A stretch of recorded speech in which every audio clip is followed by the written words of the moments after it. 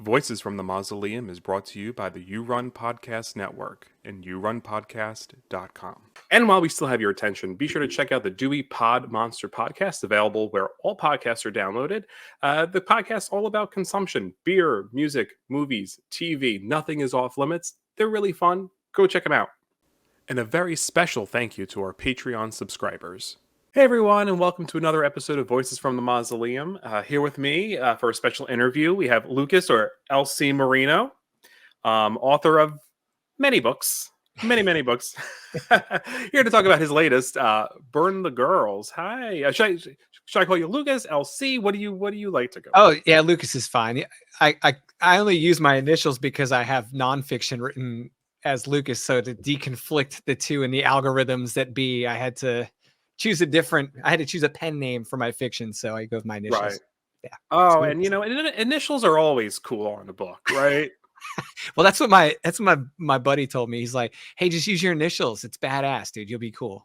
Yeah, every cool author goes by initials. Hey, whatever it takes, you know. Absolutely.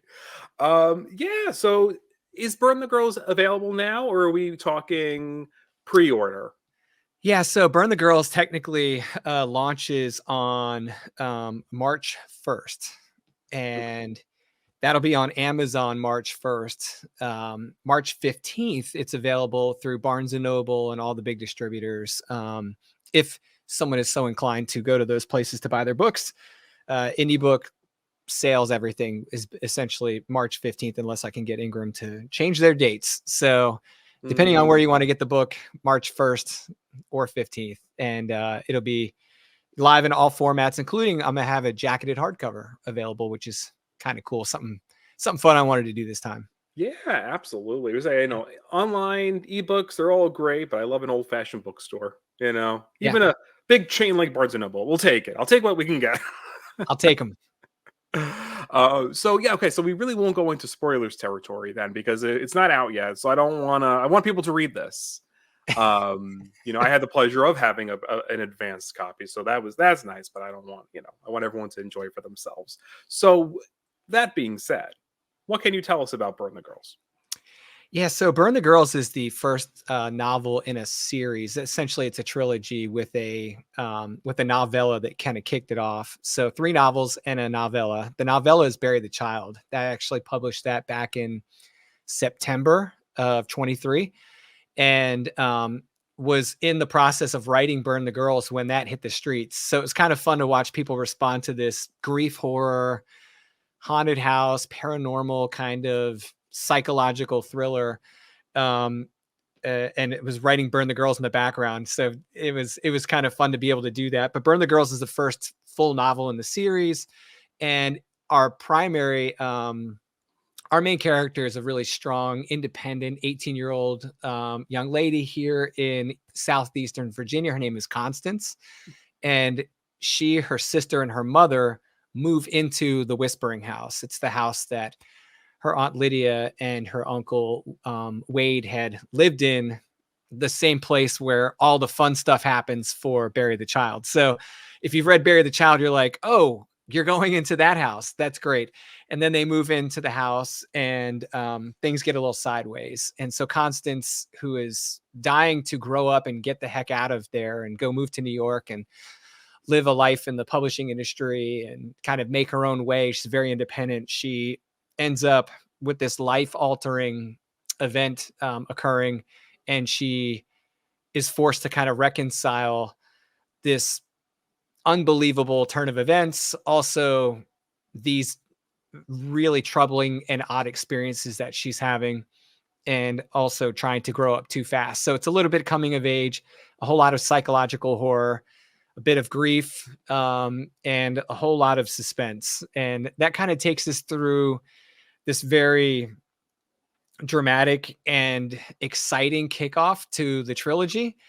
And it is one of those balancing acts with a story that gives a ton of suspenseful, engaging content without giving up the whole farm in one run. So it was a fun act. It took me a little longer to write than I had anticipated because of that balance. So Sure, right. yeah, All good projects sort of have that way of throwing a curveball at you, right? Where maybe it takes a yeah. little bit longer. And I mean, like you said, so sort of ke- in mind that it is a trilogy. How did that sort of Mhm. shape your approach in telling this story?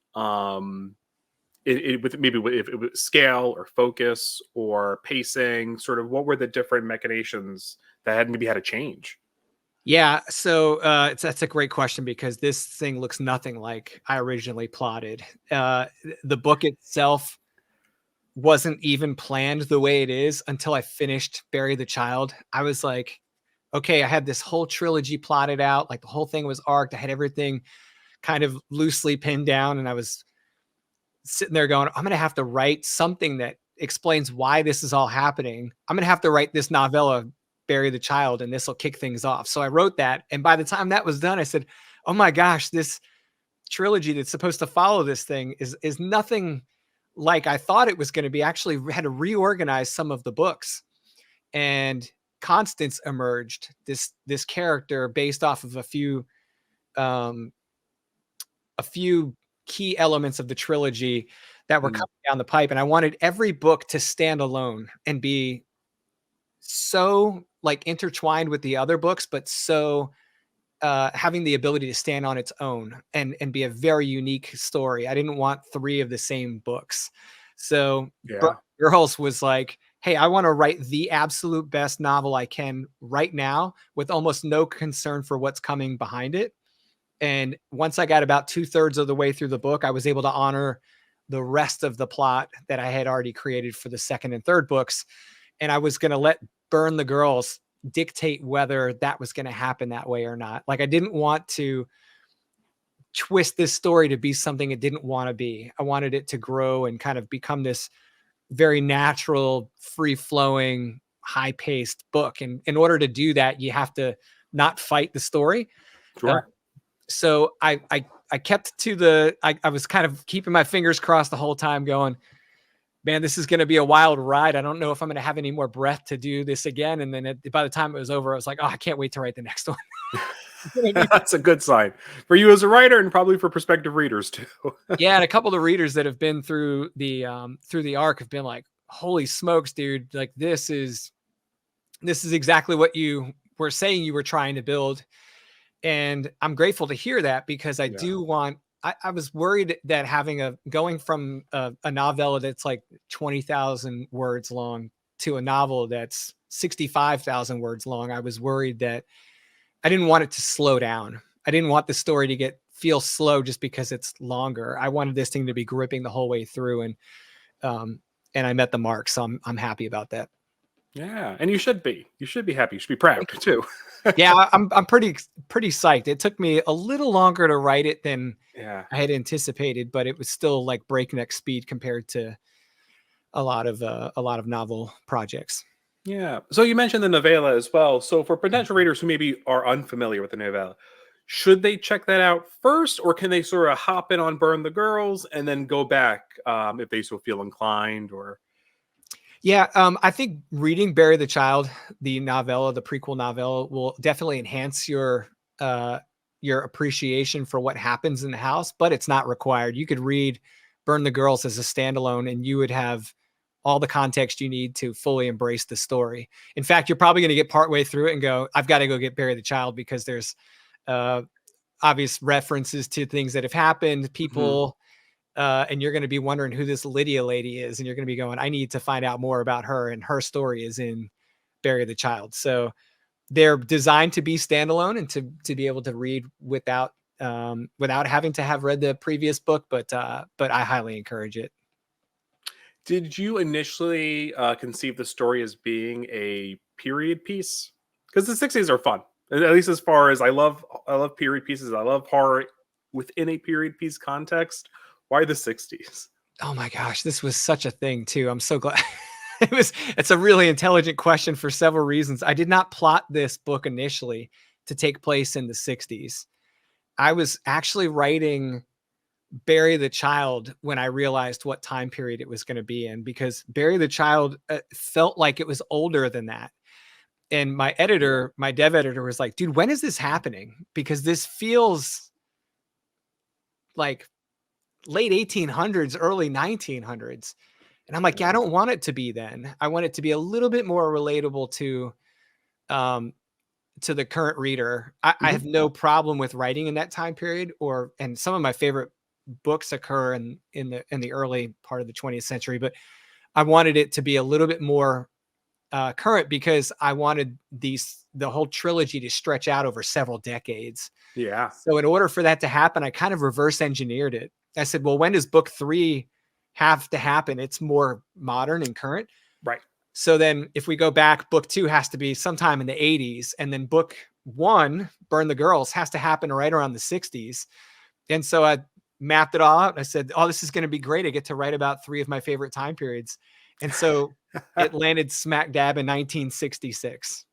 That's fantastic. And what I love about that, and I love hearing that the trilogy is going to span several decades, because it almost, as I'm reading this, has an almost like this American Gothic family sort of drama appeal to it, in almost like a VC Andrews kind of book sort of way. Nice. Was that one of your inspirations at all, or I don't know? Am I sort of out of left field, kind of No, pulling I straws? love everything you're saying. Keep going.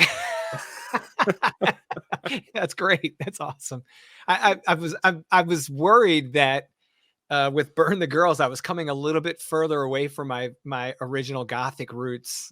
American Gothic kind of style was my kind of my go-to. And if you read Bury the Child, you're gonna go, okay, like this is definitely grief horror founded in an American Gothic type voice. I was worried when I was writing Burn the Girls that I was pulling a little further away from that. And then by the time it was over, I was like, whew, I stayed well planted. Good. So, but that's just my opinion of my own stuff. It's good to hear it from someone that hasn't heard that. Yeah, yeah. No, I have to confess, I have not read Bury the Child yet. Sure. So I came into Burn the Girls sort of fresh from that. So now I'm gonna have to kind of go back and get those initial sort of vibes that you're talking about, from my end. So I'm sort of reverse reading. Hence why I asked for future readers if they had There to you go. read it first. Not that I was confused, because I think you're pretty spot on. I think you could just definitely pick it up and go. But I think the tone that you're talking about, was exactly what I picked up on. So. Excellent. Yeah, I mean, it's funny because I think Gothic is as a subgenre is like a little misunderstood. I think when we think of Gothic, we primarily think of like late 1800s, early 18, like it's got to be old school, it's got to be Mhm. castles, it's got to be dark, it's got to be, and it's really much bigger than that. Um, you know, haunting period is such a core element of the Gothic tradition, and I would find it hard to write a haunted house story that's not truly rooted in Gothic. Now, I don't have a PhD in literature. I have a doctorate in engineering, so I'm like the least qualified person to talk about this from that like a classical perspective. You have to get Neil on here or something to do that, but I was kind of pleasantly surprised to find that the things that had influenced me when I was a kid writing, like Poe, Yeah. were just pouring through my fingers as I was writing, and I was able to carry some of that Gothic feel into a more, I guess you could say, a more modern book. Yeah, I feel like it's more than just, like you said, kind of castles and sort of that classic kind of, Yeah, it is it's a full vibe. It's how characters interact with each other. It's how you tell the story, how it's just articulated on the page. It's so much more than just the one thing. We can't really compartmentalize it into such a right, neat little box, right? right. Yeah, I mean, if you want like that, like if you read The Belladonna Effect from Rose Biggin, Hmm. it's like dripping Gothic. It's like poison parlors in Paris in like the 1890s. It's like just wrap it all up and put it in a nice little package. It's wonderful. And this does have, like you were saying, it does have a lot of those Gothic relationships and kind of this in it's like this immovable linkage to your past. I think that's like kind of the biggest Gothic theme that comes through this is like prior events are literally dictating your entire future in these two books. And there's nothing these characters can do to overcome that force. And so, you know, try not to give it away, but there is an unshakable tie. And that is kind of like I think the deepest Gothic root through the storyline so far.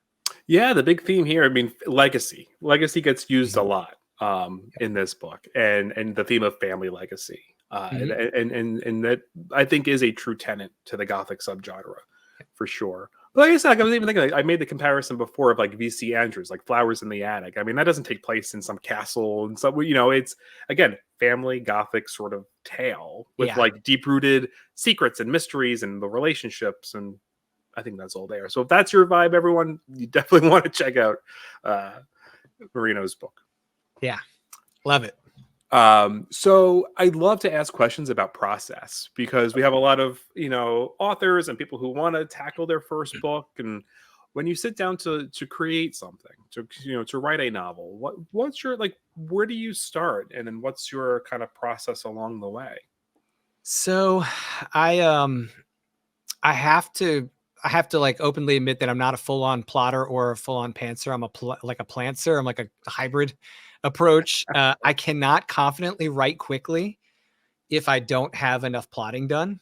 And I just retested that and proved it to myself again with the follow-on to this. Bless the Mother is I'm currently writing, which is book 2 in the trilogy. And I was like, maybe because I'm on fire, rolling with Burn the Girls here, I could just keep going. And it was like the brakes getting put on. It's like I had a loose plot, but I didn't have enough plotting done to really step in with full confidence and like fly. So I have to plot out the story. At a minimum, I have to know how it's going to end.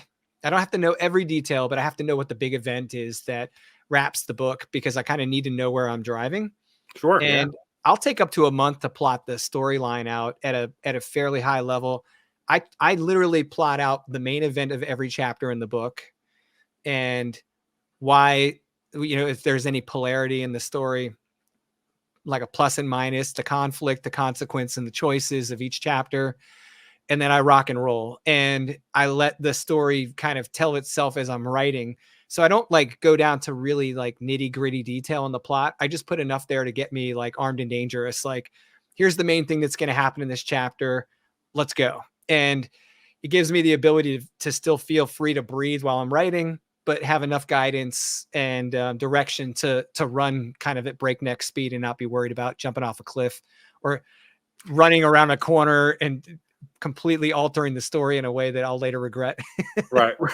So, I mean, essentially you build yourself the frame, right? I don't know. Maybe we could use some engineering lingo here. I don't know. Yeah, but let's do it. You build yourself the frame, right? And you kind of give yourself the room to dance in between, right? And sort of like, tickle the keys as you're going. I don't know. Exactly. That's definitely not engineering lingo, but yeah.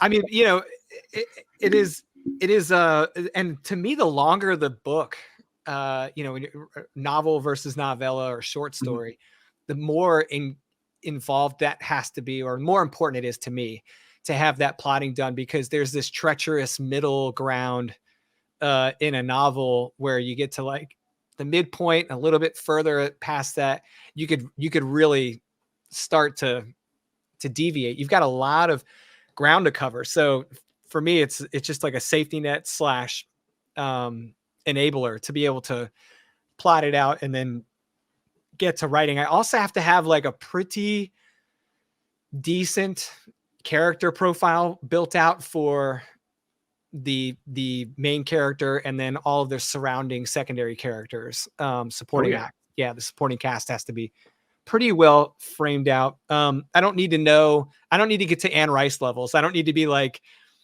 you know, their entire family history for 300 years or whatever. But I do need to have like enough, like, what motivates this person? Yeah.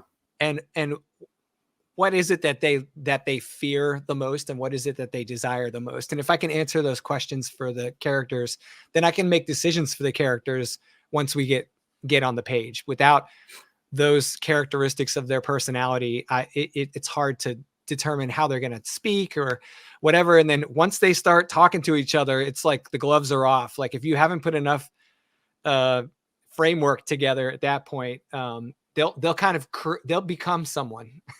Yeah, right. I'm a bit of a Dungeons and Dragons nerd myself, so I Okay. almost like make like character development. It's almost like in the sense of like if you can role play as that character for like an hour, then you're probably in a good place with that. Yeah, exactly. And I keep a really short list of them. Like, it doesn't have to be crazy, but a lot of the characters I just create the supporting cast I create as we're going. Mm-hmm. So, for example, in Burn the Girls, one of my favorite characters is Mr. Holcomb, the guidance counselor. And he literally was like out of thin air that chapter. I was like, she's going to be a guidance counselor. He's going to be awesome. And built this character like in the moment as I was writing it. And I was like, turned it over to my editor. He's like, dude, tell me this guy lives. Because I love Mr. Holcomb. I want to keep this guy around. And I'm like, now I got to figure out a bigger role for him to play in the story. It's like, sure. You kind of, they become something as they go along. Like I say, I guess your line is your like sort of line of thought is like, what does the character need in the moment? And then so you bring in these other supporting characters sort of out of the ether to like fill in this need. Yeah, there's a part of that. Also, I want to add dimension to the story that wouldn't exist should that character not exist. So like in the case of Mr. Holcomb in Burn the Girls, she needed an adult to trust that wasn't her family. She had a hard time with getting along with a lot of kids in school. She's kind of an outcast. She doesn't really want to be around there. She didn't really have anyone that she was close to except for mom, sister, and one or two family members. So for her to have like a strong male character in her life also countered issues she had with her dad. Their father left them, for a life of debauchery. So Constance kind of craves this positive male role figure in her life because she's young and impressionable. And she gets a bit of that through Mr. Holcomb, which hopefully everyone that reads the book that gets to know Mr. Holcomb a little bit feels the same way about him I do. I really like him as just a good human in the story, because the non-humans are a little not good. Well, as a positive role model, and I love a good guidance counselor character. I'm a social worker myself. I'm not a guidance counselor, but sort of under the umbrella. So I'm like, I appreciate it.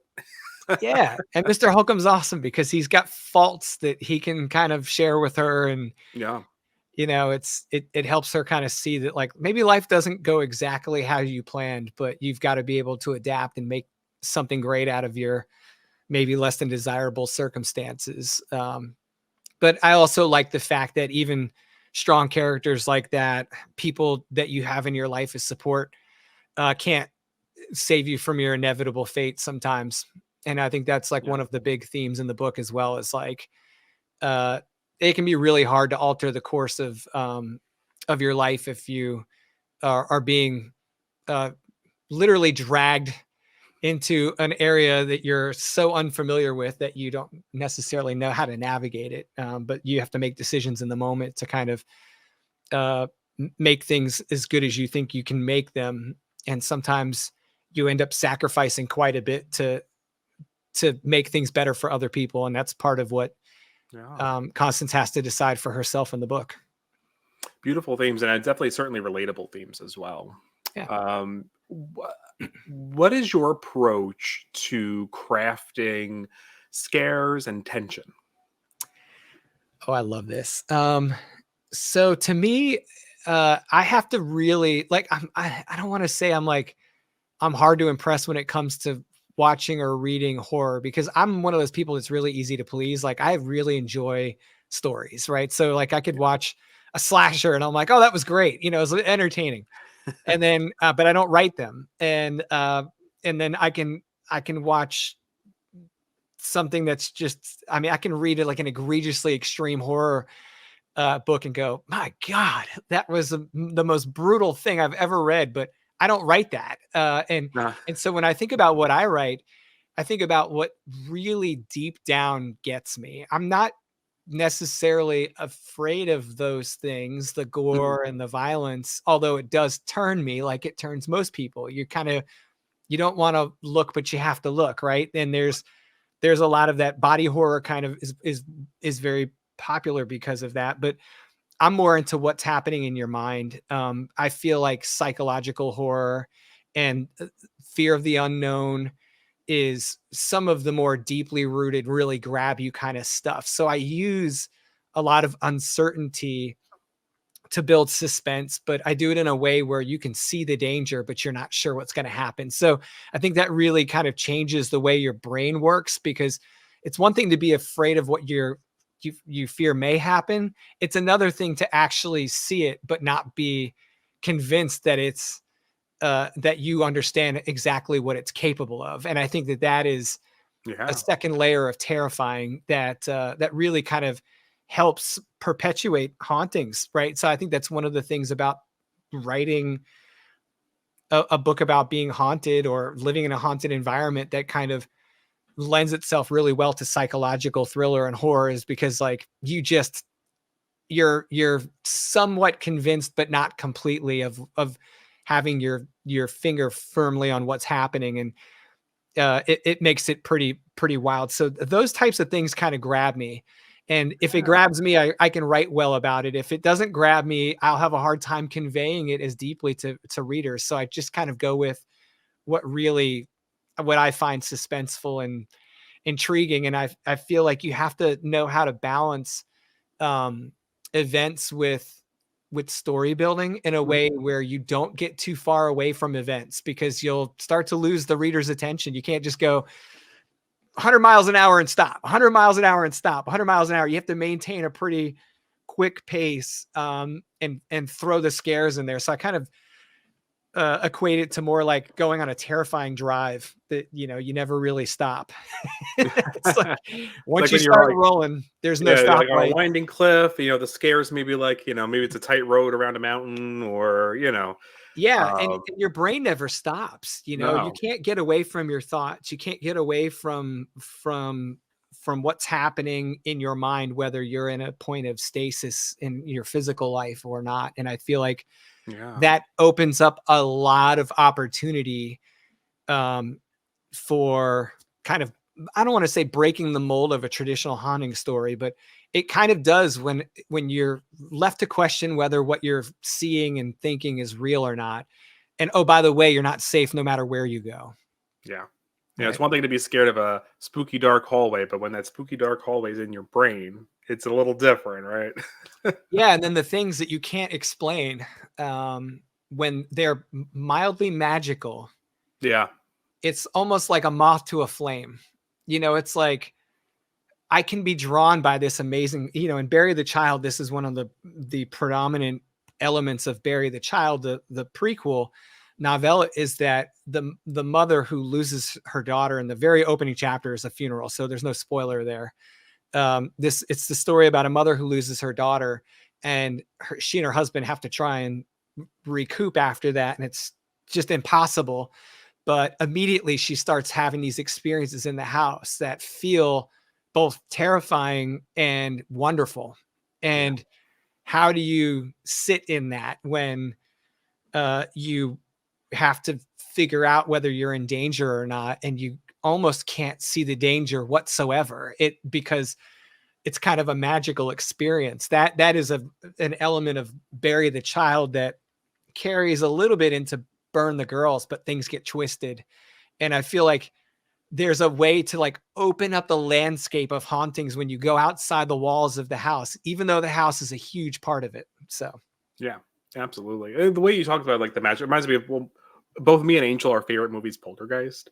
And I always think of like the magical moment of like when they're playing in the kitchen and like Carol Ann's sliding across the floor. I'm like, that's your magical moment. I think you need those moments of magic within horror to then really flip it. It's really that's the Spielberg school of story crafting there, right? yeah, It's like the Jurassic Park. I mean, wow, these dinosaurs are beautiful creatures, and then boom, the power's out. Now you're gonna get eaten. You know. Oh wait, they're dinosaurs. Oh wait, yeah, no, exactly. Or something. Well, it's all about reverence, right? Reverence for the unknown, reverence for what you Mm, don't understand, whether it's Jaws or Gremlins or Poltergeist or all that right. stuff, right? But I think it challenges your courage too, because like how much can you step into that? Like how much can you stand up to that once Mhm. you kind of grapple with like how much danger am I in? And then, as like a main character like Constance, she's like, it's either succumb or stand up. And she has to kind of make her mind up of which way she's going to go. And you have to get real brave Yeah, in the face of something that is obviously wildly out of your control. yeah, And yeah. that magic is a bit of an elixir, right? Exactly. And well, it's perfect. I mean, the fact that your main character is this 18-year-old girl, right? I mean, it is such a coming of age moment of, Yeah. I mean, right in the beginning, she's like, I'm going off to New York. Well, she wants to be a writer. So I feel like there's a little bit of you maybe in Yeah, there. I maybe a little bit.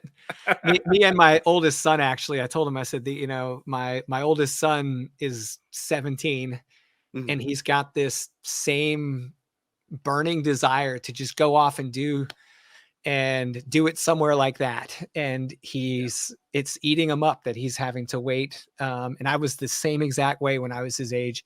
And so I thought that I have to kind of make Constance in that mold because there's that fire Mhm. that she has that she just can't ignore, and it's her guiding light in the beginning of the story. Yeah.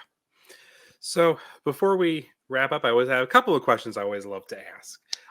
What do you hope people feel when they read Burn the Girls? Um, well, one, I hope they really kind of, I don't want to use the term fall in love because it's so overplayed, but I really want them to love Constance. I want them to relate to her, and I want them to feel the edges of the grief. I want them to feel the edges of the fear. I want them to feel all the things that Constance feels, but in a way where maybe you can live a little vicariously through this girl because she can step into that world in a way that you wouldn't have any protection. It's like, so like I hope that when they read my stories, I hope if anything they fall in love with the characters and they feel what the story is projecting into those characters. Because to me, like, again, I can be entertained, but when something really pulls at me, I want to go back for more. If something really pulls for me, it resonates with me. If something pulls like music, like I just love that immersion. I want them to feel that immersion. I want them to feel like this is different. It's a little different than other things they've written. I want them to fall in love with how the words make them feel. And if they can do that, then I'll be happy. I mean, it's inevitable when you write that you're going to find people that love your work and people that don't love your work. In fact, one of my favorite reviews ever is a 1 star I got for Bury the Child, where the person basically said that, hey, I could do a better job. It's like this story had no redeeming qualities. And Wow. I could not stop laughing when I read that. I was like, I finally got the damn book out there. Like it hasn't it hasn't gotten far enough from you until you've reached that point where some random person is just so offended. Yeah, right. This is the worst thing they've ever read. I was so happy to see that. I was like, it's about time. I've been waiting for this, but that person still felt something. I was Right. happy that I got them to feel it may not be what I wanted them to feel, but I'm happy that they felt something. So as long as they feel, I'm happy. Right, right. Oh, it's funny you bring up the 1 star. My husband and I have this game that we play. It's let's go on Amazon and look up 1 star reviews. Oh, they're good. They're And so good. sometimes they're so funny though. Oh We yeah. start our son is only a year and a half. He's about 20 months now. So we had this thing. Let's look up 1 star reviews of kids' books. absolutely hysterical. You have not laughed until you've read like a 1-star review of like the Berenstein Bears or like Oh, Madeline. Like, it's like, how can they be so angry? You know, it's got so to. mad. It's so weird. It's so, I mean, I don't want to say weird as in like the people who are doing it are weird. It's just odd to me that you would give the Bernstein Bears like a negative review. It's like, just keep walking, you know, put the book It's down and like go. what? Yeah, what clicked in you so much that you had to go on a rage rant on Yeah. Amazon? To, Now, I will like, say my favorite negative reviews are the Haribo gummy bear, uh, sugar free. oh, Oh, I think it became like a college joke. yeah, Because there's like, 5-page long reviews. that's You've very got to funny. check it out. It's wonderful. I'm gonna have to look that up. It's the best thing. Oh man. Well, to remind everyone, so when is it coming out again, and where can they get their copy of Burn the Girls? March 1st, I would check Amazon.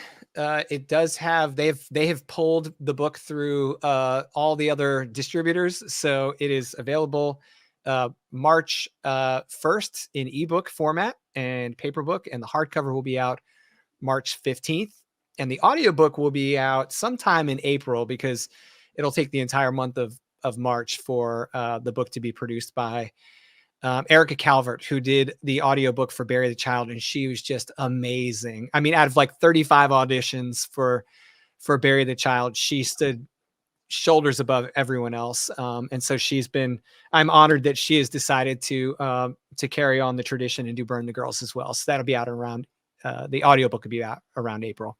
It's exciting, and every all the links and information will also be in the description below. So you'll have to. I'll remind you to send that to me. I appreciate that, Steve. But thank you so much for coming on to talk about your work. Yeah, I really appreciate the invitation. And Angel, I know you're going to watch this at some point. Appreciate you coming on the show, and I can't wait to see you guys again soon. Absolutely. Oh, we'll definitely have to have Yeah. you back for sure. Ah, For the appreciate second one that. in the trilogy, we'll definitely have to have you on for that. Yeah, I got 2 more coming, man. We're going to be all wound up. Oh yeah, and thank you everyone for checking out Voices from the Mausoleum. Be sure to check out Burn the Girls by Elsie Marino, and we will catch you all real soon. Take care.